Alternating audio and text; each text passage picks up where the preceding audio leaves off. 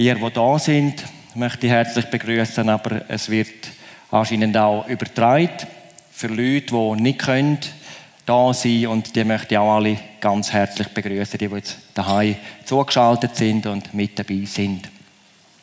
Ihr seid ja eingeladen worden mit einem Flyer und ich habe den für mich einfach kopiert. Dort steht ja: Ich war lebendig tot.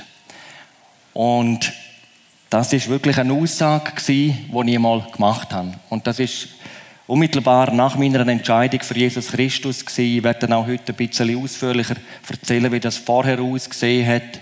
Aber ich bin dort heim. In meiner ganzen Verwandtschaft hat niemand eine persönliche Beziehung gehabt zu Jesus Christus.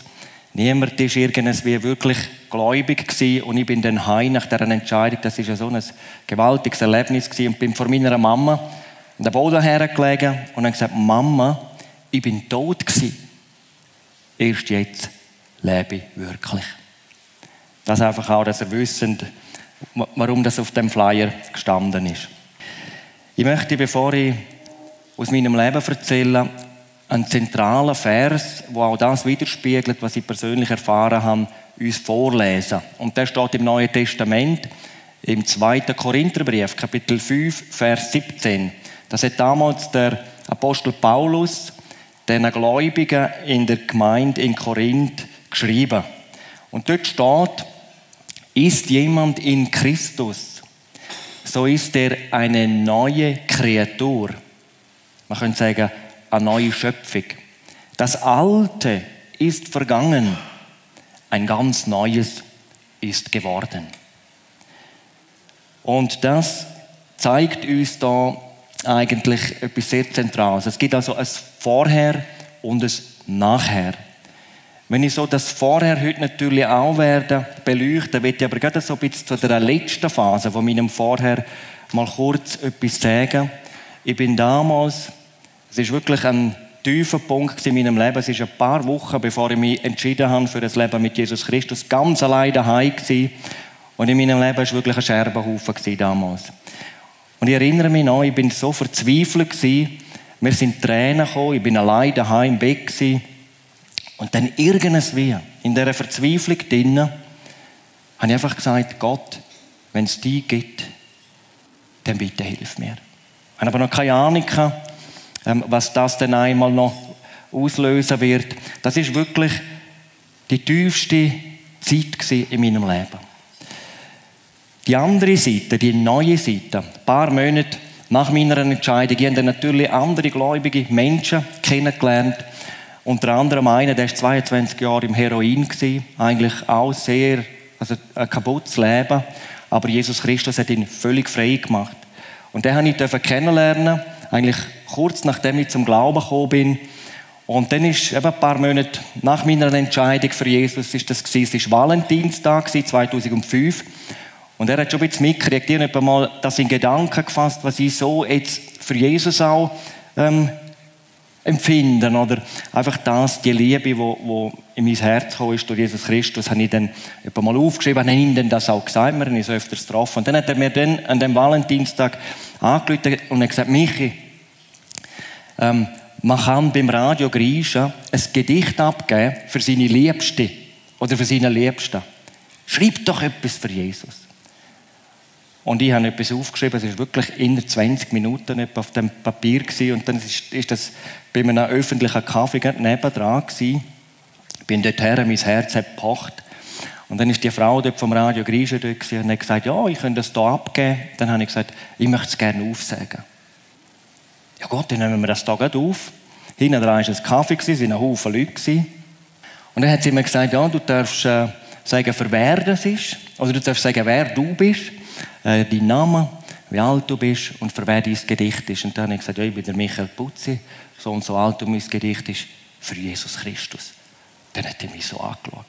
Und dann habe ich Folgendes gesagt: Du hast mich getroffen, mitten in mein Herz.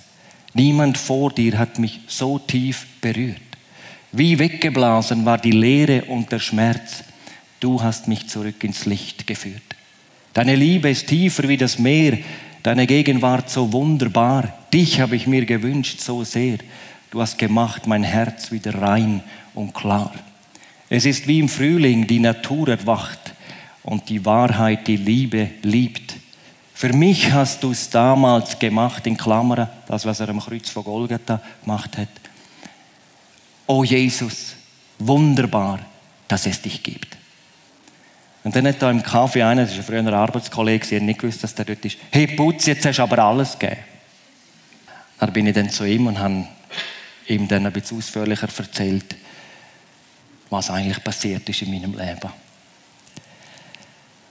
Ja, wie ist das gekommen? Ich, der überhaupt nie ein Interesse hatte am Glauben. Das ist für mich wie ein rotes Tuch gewesen, sage ich einmal. Es wäre auch so gewesen, noch ein paar Monate vor dieser Entscheidung. Ich hatte wirklich nicht Interesse gehabt. Das hat mir aber auch niemand jemals erzählt, was das für eine gewaltige Auswirkung könnte haben, an so eine Entscheidung für Jesus Christus. Ich bin eben in Graubünden aufgewachsen, in einer wunderbaren Familie. Ich hatte ganz liebe Eltern, auch Vorbilder für uns Kinder. Sie haben uns gelehrt, anständig zu sein, Grüezi zu sagen. Und eben bei uns ist jetzt der Glaube eigentlich überhaupt nichts Zentrales gewesen. Natürlich sind wir mal an Weihnachten in die evangelische Kirche gegangen, aber wir hatten nie irgendwie einen Zugang gehabt zu einem lebendigen Glauben. Bei uns war der Sport im Mittelpunkt gewesen. Und wenn wir es vorher schon gehört haben, Graubünden, HC Davos, EHC Chur, damals noch der EHC Arosa, der Eishockey-Sport. Dort haben wir mitgefiebert. Wir haben als Buben, als wir noch klein waren, sogar am Dienstag, wenn die Zusammenfassung kam, im Sportpanorama, wenn das Derby war, Davos gegen Arosa, sogar aufstehen. Papa hat uns geweckt, aber dann mussten wir wieder schnell ins Bett müssen. Also wir waren Fans vom HCD. Ich selber habe dann mit 11 beim EHC Chur einsteigen. Und wenn ich mich so charakterisiere, es ist eigentlich auch so geblieben, wenn ich etwas mache, dann mache ich es richtig. Oder einfach dort im Sport sein, okay, mit ganzem Herzen. Und mit vollem Einsatz. Und das hat mich auch relativ schnell weitergebracht. Ich war dann mit 15 in der Bündnerauswahl und mit 16 im erweiterten Kader von der Junioren-Nationalmannschaft. Und wir haben auch als Verein damals viele grossartige Saisons gehabt. Wir waren mal Regionalmeister, haben ein internationales Turnier gewonnen. Das war herrlich.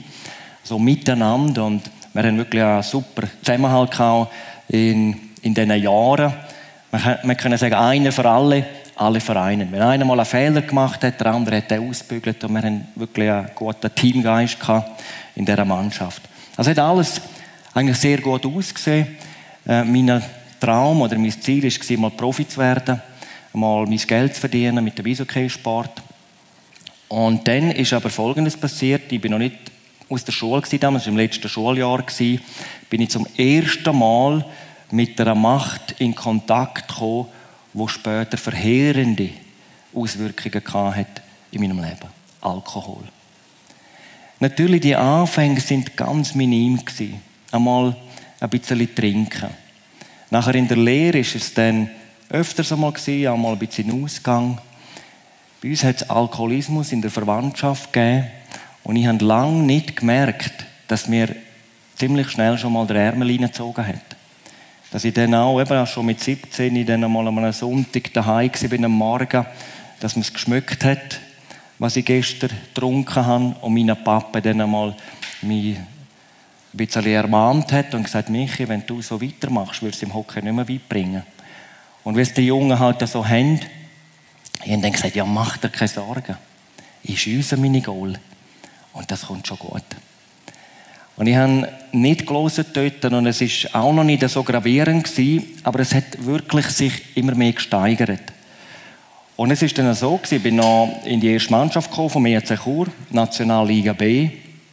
Und dort habe ich nicht nur schon regelmäßig viel getrunken, ich bin sogar auch mit Leuten in Kontakt gewesen, die auch leichte Drogen konsumiert haben. Obwohl ich so als Jugendlicher oder noch ein bisschen zurück mir geschworen habe, ich werde nie etwas mit Drogen zu tun haben. Aber dann hat das angefangen mit zwischendrin mal ein Jointli rauchen. Ich habe sogar mein erstes ACB-Goal geschossen, und ich am Nachmittag noch an so einem Stängel gezogen habe.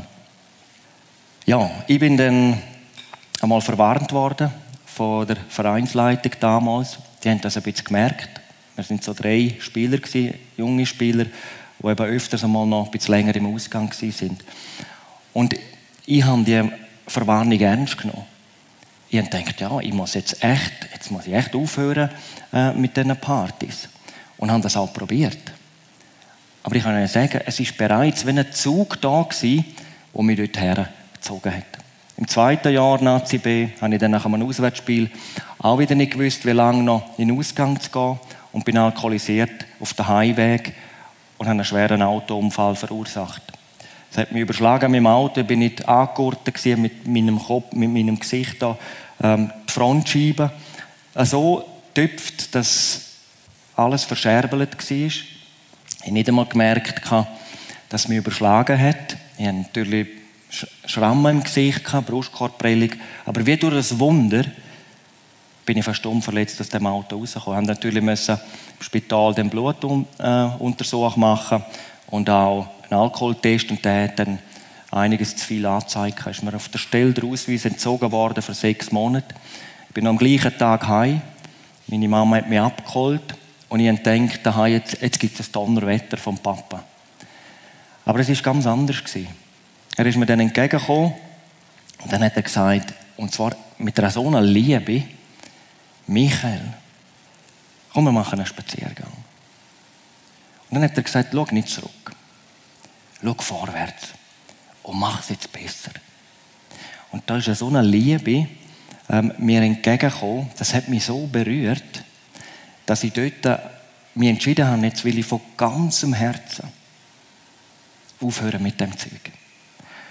Und bin nicht mehr in den Ausgang, habe nicht mehr geraucht, habe nicht mehr getrunken, 5 Wochen lang. Und dann bin ich wieder einmal in den Ausgang. Und ich kann Ihnen sagen, wieder einen riesen Absturz gehabt. Es war wie eine Spirale, die mich immer tiefer runtergezogen hat. Der Alkohol. Wenn mich jemand gefragt oder jemand gesagt hat, ja, du hast ein Alkoholproblem, hätte ich gesagt, was? Der macht die anderen auch. Das ist ja nicht so schlimm, wir haben das schon unter Kontrolle. Die Konsequenz von dem Unfall war, dass sie mir den Vertrag gekündigt haben und somit eigentlich der Traum von einer Profikarriere dort ein jähes Ende gefunden hat. Ich habe dann schon noch weitergespielt nach der Erstliga. Ich habe ein paar Jahre weitergespielt. Aber dort hatte ich eigentlich kein wirkliches Ziel mehr für mein Leben gehabt. Ich habe natürlich gelebt, ich habe gearbeitet. Ich habe dann in der Ferien, damals, wo wir als Mannschaft unternommen haben, im Ausland, in Gran Canaria, eine junge St. Gallerin kennengelernt. Mich total verliebt in sie. Und sie sich auch in mich. Und wir waren nachher ein Pärchen. Und ich habe mir in dieser Beziehung vorgenommen, jetzt muss ich mein Leben ändern. Das habe ich auch recht gut hergekriegt. Am Anfang. Total verliebt, die haben dann mich von der besten Seite natürlich gezeigt. Aber dann sind halt dann auch wieder Momente gekommen, wo, wenn wir einmal im Ausgang waren, ich dann nicht nur ein Bierchen getrunken habe. 10 Bier. Oder Wodka, Red Bull, das war auch etwas, wo ich viel getrunken habe, dass ich mich dann etwa mal so daneben verhalten habe, dass ihr das gar nicht gefallen hat. Und sie mir das auch ganz aufrichtig gesagt hat. Und ich dann da gesagt habe, ja gut, aber es war ja nicht so schlimm gewesen und es ist ja auch mein Leben und so weiter. Und das ist dann nach 3,5 Jahren so schlimm geworden, dass sie gesagt hat, ich möchte die Beziehung beenden. Und ich habe dann gesagt, ja gut, dann ziehe ich schon aus, ich komme schon allein zurecht. Und dann ist sie dann in der Kürze ausgezogen und das hat mich in Wahrheit so getroffen, dass ich gemerkt habe, der Alkohol und eben das mit den Drogen, es zerstört mein Leben immer mehr.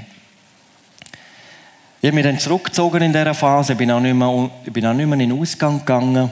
Ich habe mich dann mit 2 Kollegen öfters getroffen nach dem Feierabend. Die haben einmal gearbeitet, einmal nicht gearbeitet. Gerade einmal, wenn sie wieder Geld brauchten, haben sie so temporär gearbeitet. Aber sie sind viel daheim gewesen, vor dem Computer, also Computerspiele, Marihuana geraucht, Alkohol getrunken. Und dort bin ich dann einfach auch ein- und ausgegangen, um das, was jetzt in der Realität mich so betrifft, zu verdrängen. Und das ist eine Weile lang dann so gelaufen und nachher bin ich dann doch wieder einmal auch mitgegangen, auch wieder in den Ausgang. Habe dann wieder jemanden kennengelernt, eine junge Dame, mich wieder verliebt, wieder eine Beziehung angefangen. Sie hat selber Probleme gehabt mit Alkohol, auch mit leichten Drogen. Und die Beziehung ist auf einem sehr schlechten Fundament gewesen. Wir haben uns eigentlich täglich berauscht. Ich hatte eigentlich überhaupt keinen klaren Kopf mehr. So. Ich habe zwar gearbeitet daneben, ich war im Aussendienst. Ich konnte mit meinen Kunden auch mal zum Kaffee oder dann eben zum Mittag ein Gläschen Wein mit ihnen trinken und so weiter. Die Beziehung war nach 1,5 Jahren an einem Punkt, wo wir beide wirklich am Ende waren. Sie hatte einen Nervenzusammenbruch gehabt und ich als einst so lebensfroher junger Bursch bin richtig schwermütig gewesen. Und dann ist auch die Trennung dort gekommen und wir haben uns schon zweimal vorher, vorübergehend getrennt, sind aber wieder zusammengekommen. Und dann ist dann das 3. Mal und das eigentlich endgültige Mal gewesen. Aber in mir ist doch immer noch so ein Verlangen gewesen, es nochmal zu probieren. Und ich habe das ihr dann auch gesagt und sie hat gesagt, unmöglich. Kommt nicht in Frage. Und dort habe ich gemerkt, sie meint das wirklich ernst und haben dann das auch angenommen. Aber es war dann für mich so gewesen, wie der letzte Funke Liebe aus mir rausgegangen ist. Und von dem Moment hat die schlimmste Zeit dann angefangen. Ich konnte keine Liebe mehr geben und ich konnte auch keine Liebe mehr annehmen. Es ist wirklich finster geworden in meinem Leben. Und in dieser Phase habe ich zweimal eine Stimme gehört, die Folgendes gesagt hat: Bring dich doch um. Das hat ja keinen Wert mehr. Schau mal, zerbrochene Hockeykarriere, zerbrochene Beziehungen. Und ich kann euch sagen, ich habe wirklich darüber nachgedacht. Ich habe sogar bildhaft mir das vorgestellt. In einer Sturmgewehr daheim gehabt, vom Militär noch, in einer Munition daheim gehabt. Aber dann habe ich mich an Folgendes erinnert, das hat es in unserer Verwandtschaft einmal gegeben. Ein Onkel, den ich nie kennengelernt habe, aus einer Beziehungskrise, ein Bruder von meinem Papa, hat das gemacht. Und er hat uns das, wo wir noch relativ klein waren, einmal erzählen und hat auf einmal das nicht mehr weiter erzählen. Es sind ihm dann Tränen gekommen, also mit meinem Vater. Und ich habe dort gemerkt, ich kann das nicht machen. Meine Eltern würden nie darüber hinwegkommen. Aber ich war einfach am Punkt, ich habe nicht mehr gewusst, wie es jetzt weitergehen soll. Und dann ist Pfingsten 2004 gekommen. Wir haben als Hockeyteam damals einen Geburtstag gefeiert von einem Hockeykollegen und dort ist auch wieder viel Alkohol geflossen. Ich bin auch wieder einer von denen gewesen, der tüchtig zugelangt hat und dann nachher noch in den Ausgang sind wir dann ein Paar und ich bin oft aggressiv gewesen, wenn ich zu viel getrunken habe und dann auch dort wieder irgendwie ein Krach angefangen. Und dann sind wir dann irgendwo nachher in eine andere Disco bis am Morgen um 7:30. Und dann ist etwas passiert und an das kann ich mich nicht mehr erinnern. Gut, ich kann mich auch an einen Haufen andere Sachen nicht erinnern, aber an das Ereignis kann ich mich auch nicht erinnern. Ich habe dann ein stehendes Auto vor dieser Disco angefangen auseinanderzunehmen. Es ist also die innere Leere in mir ist regelrecht explodiert. Ich bin dann nachher heim im Taxi und bin dann daheim ein bisschen später von der Polizei abgeholt worden. Es sind mehrere Polizisten gekommen und haben mich dann darauf angesprochen. Ich habe gesagt, ja, geht's noch? Ich mache doch nicht so einen Blödsinn. Natürlich voll alkoholisiert gewesen. Die haben dann nicht lange diskutiert, haben mich in die Handschellen genommen und dann mit auf den Posten. Und dort war dann einer gewesen, den habe ich gekannt. Der hat mir gesagt, gib's zu. Man hat dich gesehen. Dein Name ist genannt worden. Dann habe ich gesagt, ich gebe doch nicht etwas zu, wo ich nicht gewesen bin, kommt gar nicht in Frage. Sagt er, gut. Das kann eine sehr teure Sache werden. Wir müssen jetzt eben auch Spuren sichern und so. Sind wir dann heim begleitet, haben noch die Schuhe, die ich in dieser Nacht auch müssen abgeben und so weiter. Und dann hat er so zu mir gesagt, jetzt schlaf schon mal deinen Rausch aus und überlegst dir mal, was du gestern alles gemacht hast. Habe ich dann gemacht. Gegen Nachmittag bin ich dann verwacht und dann habe ich so überlegt, mit wem bin ich gestern noch zusammen gewesen am Schluss. Und dann ist mir dann der eine in den Sinn gekommen. Und dann habe ich dem angerufen und habe ihm gesagt, du, was ist da gestern noch gewesen? Dann sagt er, du bist so ein Idiot. Da haben Leute so geschaut und wir haben gesagt, hör auf. Eben, da schauen Leute so, ich habe auf das Auto eingeschlagen und so. Und dann habe ich gesagt, mir sagt alles egal. Und er das mir gesagt hat, habe ich gewusst, gut, es ist wirklich so. Und haben dann ein Geständnis abgeleitet, haben mich sofort gemeldet bei der Polizei, haben nachher die Möglichkeit bekommen, mit dem Geschädigten Kontakt aufzunehmen, haben dann das Auto gesehen. Ich kann euch sagen, das ist für mich die Katastrophe gewesen. Es war ein Schaden von 2'800 Franken schlussendlich, den ich dann auch gezahlt habe. Aber ich bin nach dem Treffen heim und ich bin echt verzweifelt gewesen. Dann habe ich so mir gesagt, wenn das mein Leben ist, ich will nicht mehr leben. Und in dieser Situation, in dieser Verzweiflung, ich bin alleine daheim gewesen, hat das Telefon geschellt. Und es war eine Kollegin dran gewesen. Und die hat einfach gespürt, mit mir steht es gerne nicht mehr gut. Vorher habe ich immer noch so ein bisschen vertuschen. Ja, mir geht schon gut. Aber ich habe das gemerkt und ist dann vorbeigekommen.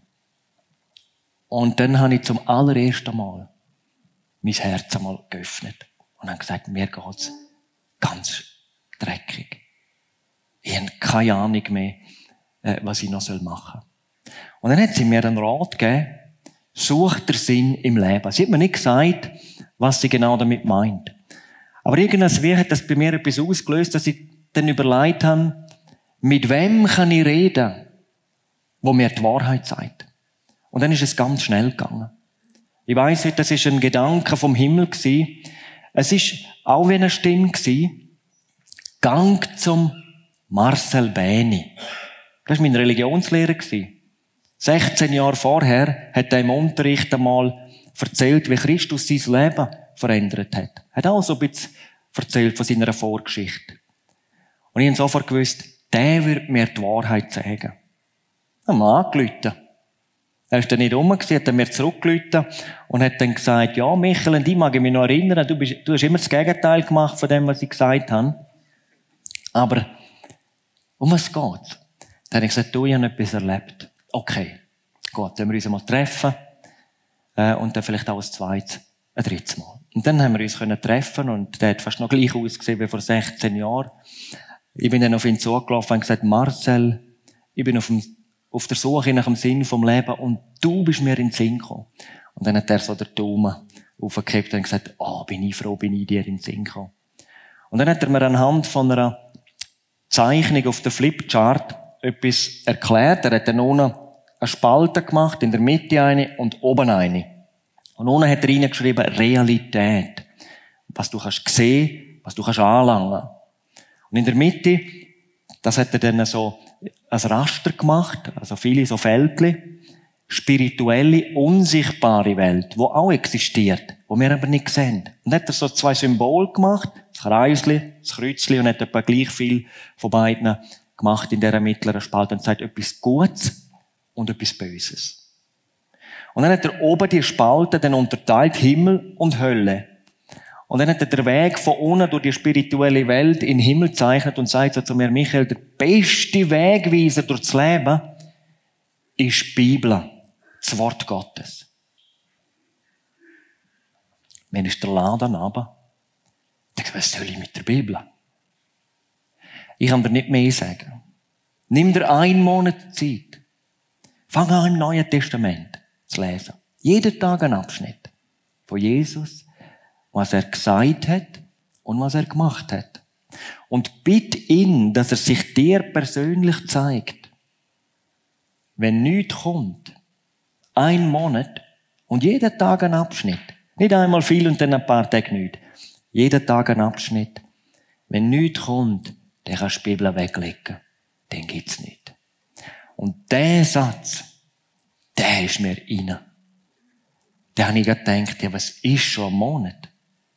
Im Blick jetzt, wenn ich zurückschaue, die letzten Jahre, wo ja Katastrophen waren. Aber eben auch im Blick in die Zukunft. Wenn da wirklich noch eine Wende könnte kommen. Und dann hat er gefragt, hast du eine Bibel? Ja, ich habe gesagt, keine Bibel. Dann hat er so eine kleine Bibel geholt, Elberfelder Übersetzung, Altes und Neues Testament, reingeschrieben, einem Freund aus Freude, Marcel, hat er mir die gegeben. Und ich bin an dem Abend heim und habe auf seinen Rat angefangen, ganz vorne im Neuen Testament. Wer sie ein bisschen kennt, kommt das Geschlechtsregister, der zeugt den, der zeugt den, der zeugt den. Denkt, das ist für mich wie Bahnhof. Aber jeden Tag ein Abschnitt. Am nächsten Tag habe ich ein bisschen weitergelesen, der kommt von der Geburt Jesu. Und da habe ich mich noch erinnert, ich bin sogar mal in die Sonntagsschule über eine kurze Zeit damals im Ort. Das war eine gläubige Frau, die hat übrigens 40 Jahre Sonntagsschule gegeben, für alle Kinder, die sie hatte, bettet, treu bettet. Aber ich habe dann weitergelesen und das hat auf einmal angefangen zu wirken an mir. Es ist spannend geworden. Und dann bin ich bei Matthäus 8 damals angekommen und dort wird uns beschrieben, wie ein von Dämonen besessener Mensch von Jesus Christus befreit worden ist. Wie der dort war und wie die finsteren Mächte, die bösen Geister in dem Mensch Jesus erkannt haben als der Sohn des Höchsten und sich gefürchtet haben. Bist du gekommen, uns zu verderben vor der Zeit? Und Jesus hat noch gesagt, fahrt aus. Und in dem Augenblick ist der Mensch befreit dort gestanden.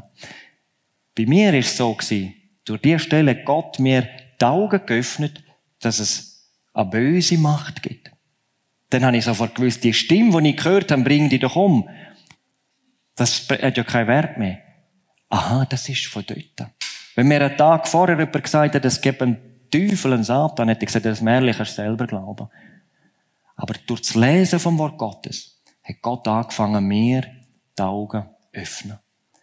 Und ich habe natürlich weitergelesen und ich habe immer wieder gebetet, Herr Jesus, wenn es dir wirklich geht, bitte zeig dir mir, ich kann nicht einfach glauben. Und dann sind Sachen passiert, das würde jetzt den Rahmen sprengen, aber für mich sind das kein Zufall mehr gewesen. Auf einmal ist da eine Situation gewesen, wo ich dachte, ist das jetzt von Jesus gewesen? Ist das er gewesen? Einmal wollte ich vor dem Schlafen Bibel lesen, habe ich dann auch gemacht, aber nur mit einem Teekerzchen. Da hat man ja nicht so viel Licht. Und habe eine Weile gelesen in dieser kleinen Bibel. Und nach einer Weile habe ich dann gemerkt, meine Augen werden ein bisschen schwer. Und habe dann die Bibel weg, wieder hierher gelegt, aufs Nachttisch und dann die Kerze so ausblasen. Die Flamme hat sich nicht bewegt. Dann habe ich gedacht, ja gut, dann habe ich recht getroffen, bin ganz nachher. Die hat nicht geflackert. Das ist wie wenn eine Hand dazwischen war. Ich bin gerade verschrocken. Ich dachte, ja, was soll das? Ist das ein Zeichen von Gott? Ich habe wegen dem nicht geglaubt. Und es sind noch andere Sachen passiert, wo ich heute weiss, dass Jesus angefangen hat, mir so begegnen. Dann war das zweite Treffen mit meinem Religionslehrer und ich habe ihm dann erzählt, was da alles jetzt irgendwie in Gang gekommen ist. Und wir haben eine schöne Zeit miteinander, sind noch spazieren, hat mir noch ein paar Sachen erklärt auch, so biblische Sachen. Und dann an dem Abend, bevor ich dann mich auf den Highway gemacht habe, hat er mich gefragt, Michael, darf ich für dich beten? Ich habe gesagt, ja, natürlich, kannst du für mich beten. Ich denke, wenn ich dann unterwegs bin im Aussendienst, dann betet dann er jemand für mich. Dann fragt er, willst du auch gerade? Was? Jetzt? Ja. Ich kann nicht beten. Fühl dich ganz frei. Und dann hat er ein Gebet zu Jesus Christus mit eigenem Wort gesprochen. Nicht ein auswendiges Gebet. Ich kann euch sagen, das hat mich so berührt, innerlich, im Herzen, dass ich dann auch noch gebetet habe, Vater im Himmel, danke, dass der Marcel sich Zeit nimmt für mich. Amen. Das war mein Gebet. Dann hat er mir ein Broschürli überreicht, Gott persönlich kennenlernen, von Campus für Christus ist das damals gewesen. Ja, nimm das einmal mit und kannst es ja mal durchlesen. Ich bin an dem Abend heim und habe angefangen zu lesen. Dann war beschrieben vom Sündenfall. Dort habe ich noch gedacht, ja, der glaubt noch an Adam und Eva. Aber ich habe dann weitergelesen und dann war erklärt, dass der Mensch getrennt von Gott ist. Seit dem Sündenfall. Jeder Mensch. Wir haben keine Beziehung mehr zu unserem Schöpfer. Und dann ist dort erklärt, anhand von Bibelstellen, ich habe das alles mit Hochspannung gelesen.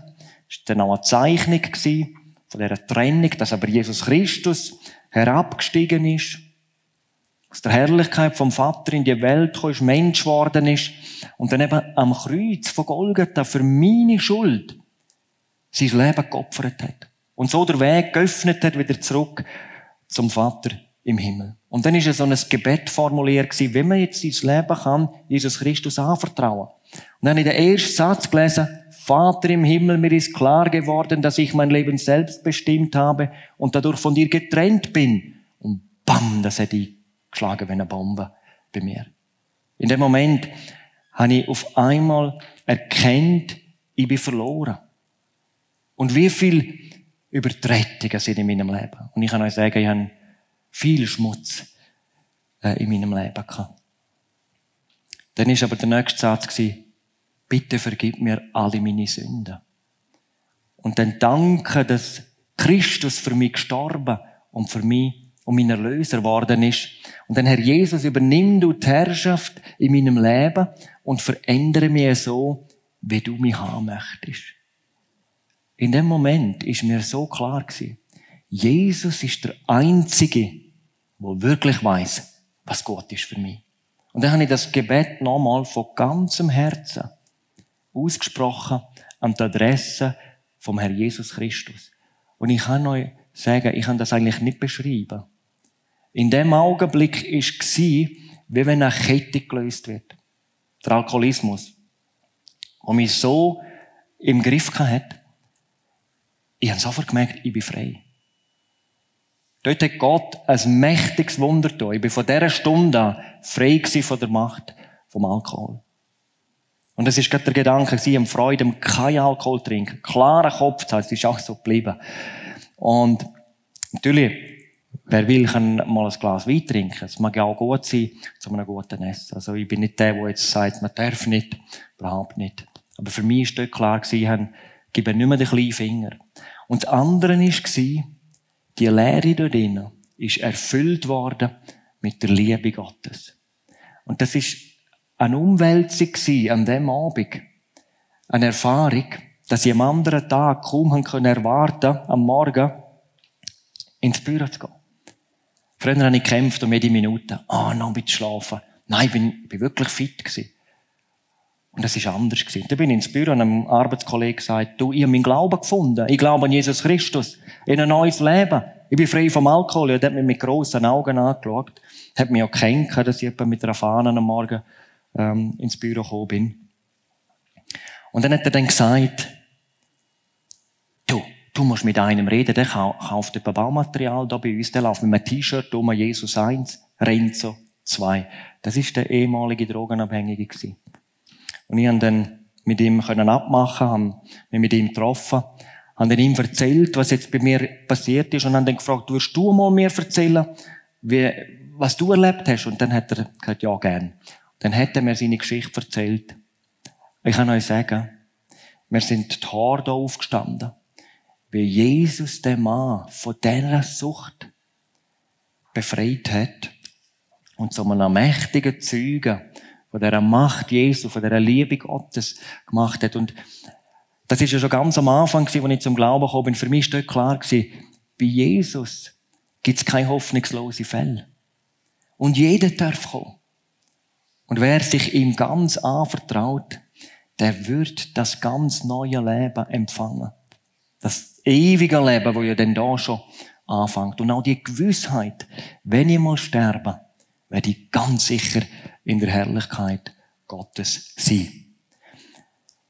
Ja, es hat sich natürlich mächtig ausgewirkt. Die haben das überall bezeugt. Die haben sogar einen Konfirmationsspruch einmal bekommen, wo ich ja froh war, jetzt ist jetzt endlich fertig, der Unterricht, und jetzt Adieu. Mein Konfirmationsspruch war, wer mich bekennt vor den Menschen, zu dem werde auch ich mich bekennen vor meinem Vater im Himmel. Sagt Jesus Christus in Matthäus 10, Vers 32. Und so habe ich das im Büro. Mein Chef hat so Freude gehabt zuerst. Ich habe ihm das alles erzählt. Ich habe noch zweimal den Ausweis abgegeben. Stellt euch vor, als Aussendienstler, das ist dann gar nicht gut. Aber der hat einfach irgendwas, wie mich so gern gehabt, dass er dann da halt irgendwie ein Auge zugedrückt hat. Aber als ich ihm erzählt habe, weisst, ich werde kein Problem mehr haben mit der Polizei. Ich werde kein Problem mehr haben mit dem Alkohol. Ich habe ihm das einfach erzählt von Jesus. Er sagte, du, wenn wieder mal etwas mit dem Jesus erlebst, musst du mir sagen. Aber bei meinen Kunden habe ich halt auch noch das Thema gehabt. Ich habe noch Plättchen verkauft, Natursteine, und natürlich habe ich das auch noch gemacht. Aber das ist einfach da so voll gewesen, dass ich dann auf einmal vom Chef nach ein paar Wochen mal gerufen worden bin, habe dann auch gemerkt, jetzt kommt es, glaube ich, nicht so gut. Und dann bin ich ins Büro und er sagt, ist immer noch bei dem Jesus? Oder bist du jetzt weitergegangen? Also quasi bist du in eine Sekte reingekommen oder so. Dann habe ich gesagt, wenn ich nicht darf, ich habe gesagt, mein Glaube ist in Christus, Jesus. Und wenn ich nicht erzählen darf, warum sich mein Leben, die Leute haben mir gesagt, du hast eine andere Ausstrahlung. Was ist mit dir passiert? Wenn ich nicht erzählen darf, dass der Grund, der Glaube, die Entscheidung für Jesus ist, dann kannst du mich künden. Ich habe 2 Hände, ich kann arbeiten. Nein. Schon gut. Ich weiss, du bist ein vernünftiger junger Mann. Aber weißt du, einen Kunden angerufen. Der neue Heiland ist unterwegs. Mit dem hat er mich eigentlich ein bisschen schocken. Das habe ich gewusst. Aber auf der anderen Seite ist das für mich eine riesige Freude gewesen. Weil ich habe dort schon gewusst, ich möchte mal entweder in die Jugendarbeit einsteigen, den Jungen ein Begleiter werden, dass sie den Jesus schon früh kennenlernen und eine Beziehung mit ihm leben, wie das genau funktioniert, mit allen Höhen und Tiefen, die es auch gibt dann im Glauben. Oder aber das Evangelium verkündigen. Der Herr hat eigentlich beides dann geschenkt. Nach 2,5 Jahren bin ich eben auf die Bibelschule und mein Herz hat einfach für Evangelisation brennt, von Anfang an weg. Und ich habe dann auch in der Gemeinde Chur, innerhalb von der Stadt haben wir so einen Teetisch oder Teebar gehabt, so ein Zeltli, so ein Dreh- und Angelpunkt, Freitagabend, wenn alle in den Ausgang gehen, wo ich vorher am Ausgang war, und dort habe ich einfach mit so vielen, auch mit Leuten, die mich gut kennt haben, die nicht glauben können, was da jetzt passiert, aber mir dann auch gesagt haben, das hat eine gute Auswirkung auf dich, wirklich. Es ist jetzt für mich noch nicht das Thema, aber die Evangelisation, das Weitersagen. Und so bin ich dann nach der Bibelschule nach Norddeutschland berufen worden, das Missionswerk Bruderhand. Ich weiß nicht, ob es noch Leute da hat, die den Namen Wilhelm Pals einmal gehört haben. Der hat in der Schweiz sehr viel evangelisiert und es sind viele Leute, auch heute, wenn ich unterwegs bin, zu Evangelisationen, lerne immer wieder Leute kennen, die sagen, ja, ich habe mich so in einer Veranstaltung damals für Jesus Christus entscheiden. Dort habe ich viel lernen, auch für meinen Dienst heute, für die Evangelisation. Und dort meine Frau kennengelernt in Norddeutschland. Eine Schweizerin. Ja, die beste Frau, die es gibt. Und können heiraten, dann 2012, dann ist Jasmin auf die Welt gekommen, dann wir haben dann mehr Kinder noch. Und, wo sich dann so angezeigt hat, dass nochmal ein Kindli unterwegs ist, haben wir natürlich überlegt, zum eventuell in die Schweiz zurückkehren, weil meine Eltern, ihre Eltern auf dem Hirzel, dass auch unsere Kinder, die Grosseltern ein bisschen mehr auch sehen können. Und das hat dann der ehemalige Leiter vom Missionswerk Heukel gemacht. Das Büro ist eben dort, wo wir ja jetzt hergezogen sind, in Strengelbach. Und der hat gehört, dass wir uns am Überlegen sind. Und dann hat er ein bisschen gehört, wer ich so bin, was ich so mache. Und dann hat er mir einfach angerufen damals. Wir haben uns damals nicht gekannt. Haben das Telefon abgenommen. Ja, ich bin der und der. Könntest du dir, ich mache es einmal kurz, könntest du dir vorstellen, mein Nachfolger zu werden? Ich habe gesagt, ja, muss mal überlegen. Und wir haben dann das einfach mit ins Gebet genommen. Aber es war ja schon wie Vorbahnen gewesen, eventuell zurückkehren. Und Gott hat dann das so klar geführt, dass wir dann im 2016 zurückgekommen sind. Und er hat dann eine schwere Operation ein halbes Jahr später gehabt, und er dann nicht überlebt hat. Und er dann in die Ewigkeit gerufen worden ist. Und da haben wir auch wieder noch gesehen, das ist dann wie die Nachfolge, ist auch von Gott so geführt gewesen. Heute bin ich Mitarbeiter in einer örtlichen Gemeinde, wenn ihr auch da die Gemeinde habt, arbeite dort auch mit. Und bin aber hauptsächlich immer noch für Evangelisation unterwegs. Bin gerade in Ostfriesland gewesen, vor kurzem. 9 Tage sind es im Zelt. Und die 65-Mann-Truppe, die Gemeinde vor Ort, hat 10.000 Einladungen verteilt. In diesen kleinen Örtchen rundherum. Und das Zelt ist fast jeden Abend voll gewesen. Am ersten Abend ist es, glaube ich, noch nicht voll gewesen. Es hat 250 Leute etwa gehabt. Und dann ist die Botschaft verkündigt worden. So einfach und verständlich, dass es jeder kann verstehen. Auch Kinder können das Evangelium von Jesus Christus auch schon gut verstehen. Und ich habe immer wieder eingeladen zu einer Entscheidung für Jesus Christus. Es sind Leute gekommen. Leute, die sich entschieden haben. Die neue Menschen geworden sind. Die haben können, aufgrund von dem Erlösungswerk von Jesus, ihre Sünden bekennen und dürfen erfahren, die sind ausgelöscht worden. Und dann eben Jesus dürfen aufnehmen, wie es die Bibel sagt, in ihr Herz, in ihr Leben. Und Kinder Gottes dürfen werden. Was mich ganz besonders gefreut hat, im Anschluss, ich habe dann auch Kontakt mit der Gemeinde, jetzt auch ein paar Mal gehabt, das Nacharbeitstreffen oder der Nachfolgekurs, Bibelgrundkurs, wo sie immer wieder auch eingeladen haben, auch für die vielleicht jetzt noch nicht sich entscheiden, aber Interesse haben, die Bibel kennenzulernen, das ist dann am Mittwoch. Und dort sind sage und schreibe 60 Personen an das Treffen gekommen. Natürlich hat es noch einzelne Mitarbeiter gehabt, aber es sind die Besonderen, die sich entschieden haben, die jetzt natürlich Interesse haben, dass sie dürfen die Zusammenhänge kennenlernen, die Grundlagen von der Bibel, vom christlichen Glauben. Aber es sage ich auch derjenige, die jetzt einfach die Bibel kennenlernen. Und das ist ein Wunder, wo Gott eben heute noch tun kann. Dort, wo das Evangelium so verkündigt wird, wie es geschrieben steht, ganz einfach, von Sünde und Gnade, von Himmel und Hölle und vom kommenden Gericht. Dort hat das eine Dynamik, dass Menschen zum Teil aufwachen, weil sie vielleicht noch nie sich mit der Ewigkeit auseinandergesetzt haben. Aber dann eben das Angebot in Jesus Christus einfach ganz bewusst dürfen annehmen. Und dann passiert eben das, was ich persönlich vor 17 Jahren dürfen erleben. Jetzt möchte ich uns im Blick, ich meine, jetzt wird es langsam zum Ende gehen von meinem Vortrag, aber ich denke, das ist auch ganz gut für die da sind und auch für die von daheim mit dabei sind, in aller Kürze einmal zu zeigen, was die Bibel über den Heilsplan Gottes sagt. Damit wir das einmal visuell sehen können, habe ich uns das anhand von einer PowerPoint einmal versucht. Das werden wir jetzt dann gerade sehen, hier hinten dran. Ich hoffe, ihr seht alle führen. Anhand von einer PowerPoint erklären, damit jeder von euch einfach sich das einmal gut vorstellen kann. Wie wird ein Mensch für den Himmel errettet? Und darüber hat ja Jesus Christus sehr deutlich erzählt. Der läuft, ja. Ah ja, es läuft. Das war die schwarze Folie, die vorne weg ist. Wir sehen dort ein Dreieck. Das ist jetzt symbolisch für den dreieinigen Gott.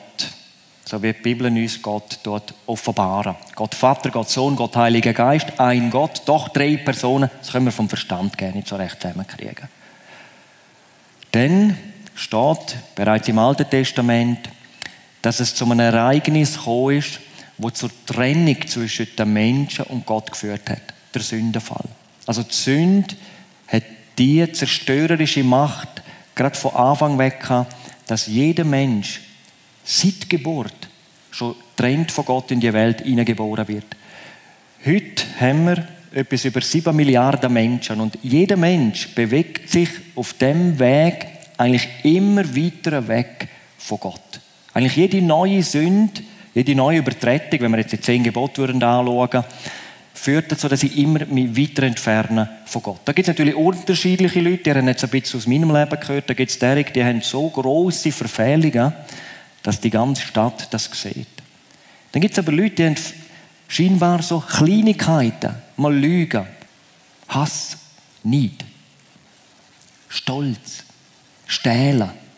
Das sieht man von außen nicht so gut, aber Gott sieht es. Und dann gibt es auch heute, da bin ich mir bewusst, moralisch sehr anständige Leute in unserer Gesellschaft. Die gibt es. Vorbildliche Menschen. So jemand würde jetzt nie fluchen.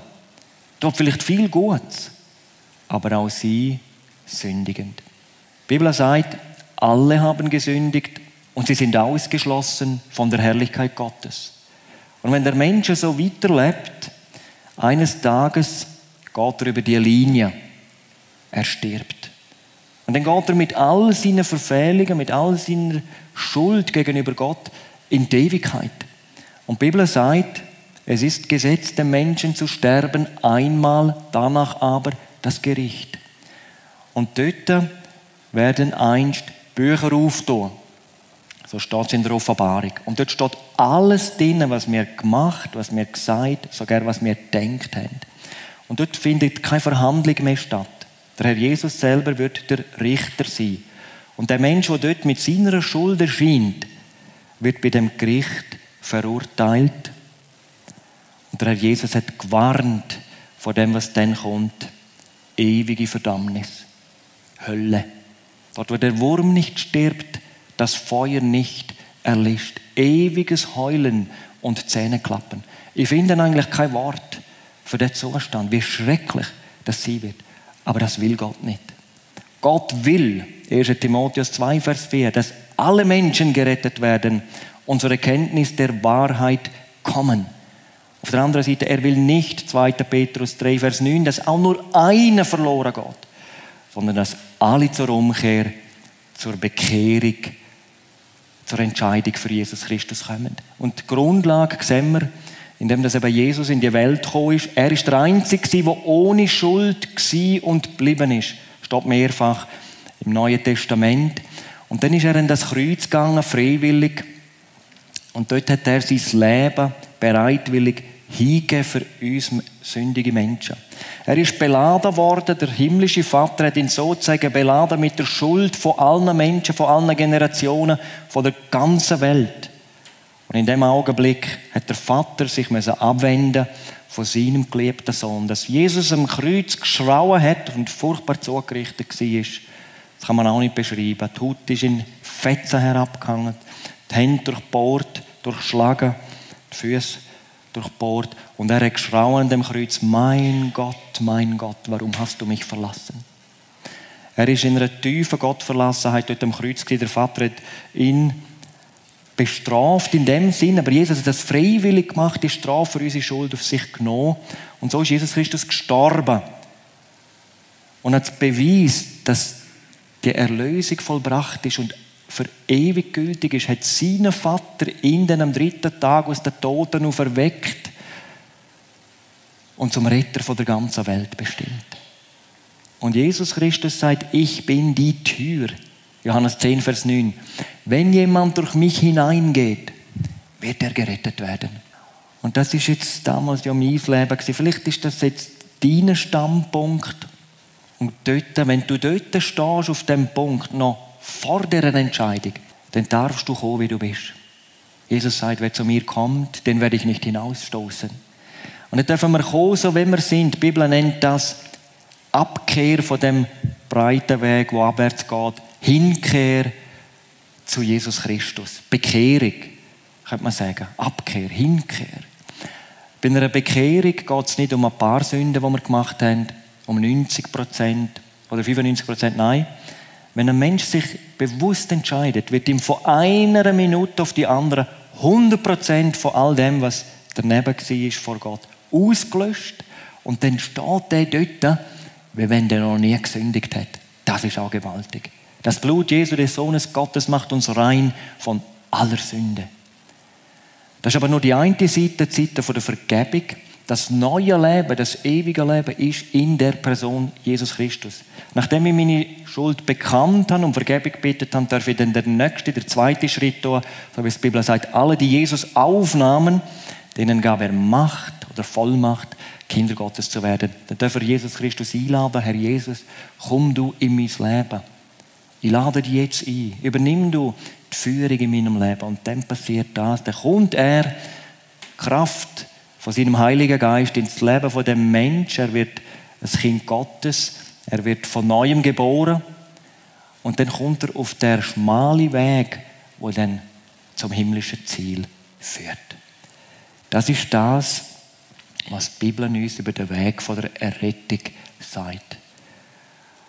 Und ich gehe davon aus, dass heute hier in diesem Saal, aber auch daheim, die zuschauen, auch noch solche drunter sind, die das noch nicht erlebt haben.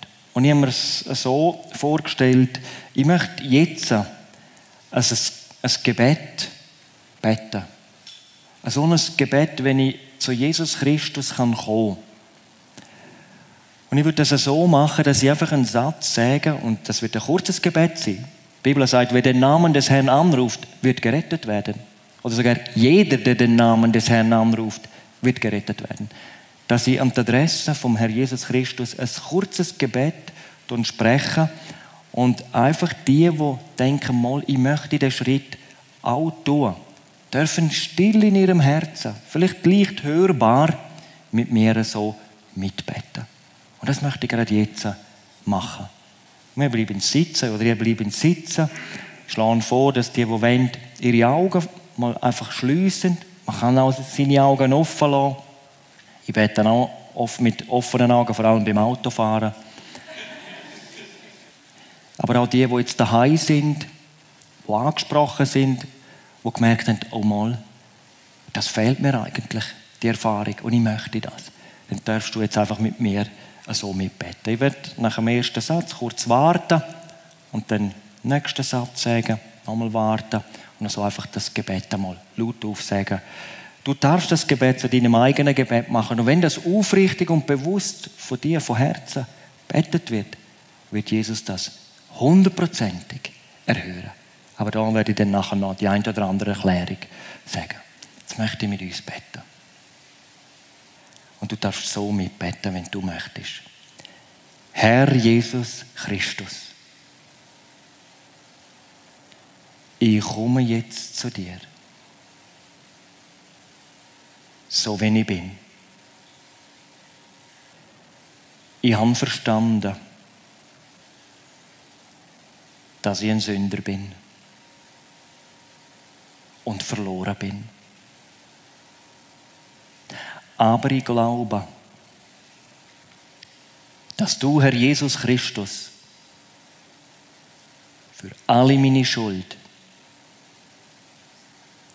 am Kreuz gestorben bist. Ich bringe dir jetzt mein ganzes Leben und bitte dich, vergib du mir jetzt alle meine Sünden. Alle, die ich noch weiss, aber auch die, die ich nicht mehr weiss. Und Herr Jesus Christus, die Bibel sagt, wer dich aufnimmt, wird gerettet. Wird das Kind Gottes, wird von Neuem geboren. Darum lade ich dich jetzt ein. Komm du in mein Leben hinein.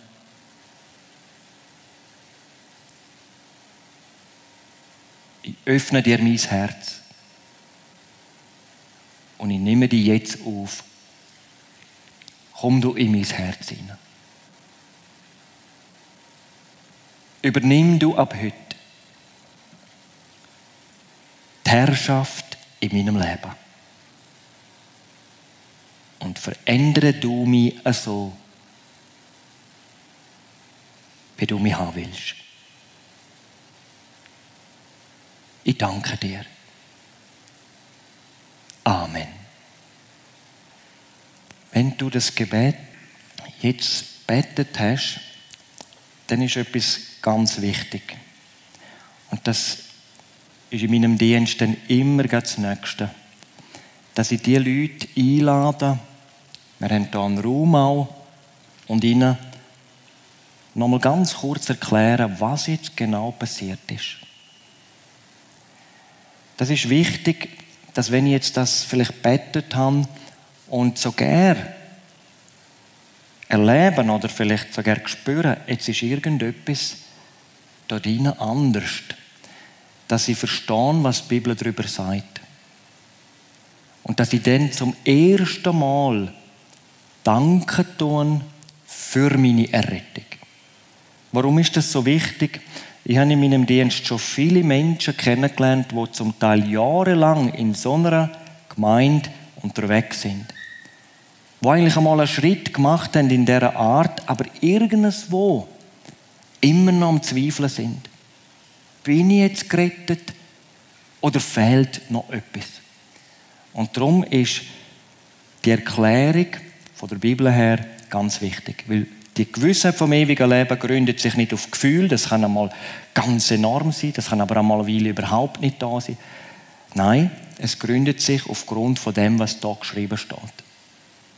Dann kann ich eben sagen, es steht so geschrieben, ich danke dir, Herr Jesus, dass du mir erlöst hast, dass du mir vergeben hast, dass du mir ein neues Leben geschenkt hast. Die jetzt von daheim mit dabei sind, vielleicht mitbetet haben oder vielleicht denken, ja, es ist interessant, die haben jetzt das nicht betet, aber ich hätte Fragen. Dann wird jetzt eine E-Mail-Adresse eingeblendet, auch eine Telefonnummer.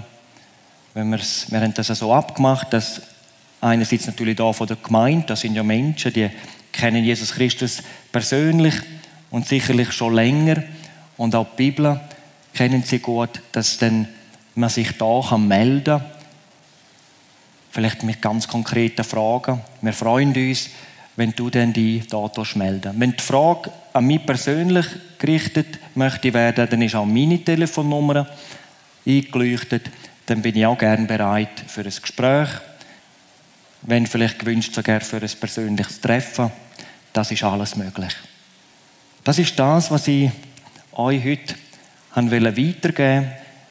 Einfach für die jetzt da sind, die angesprochen sind und vielleicht sogar jetzt mitbetet haben, die möchte ich einfach einladen, gerade jetzt im Anschluss.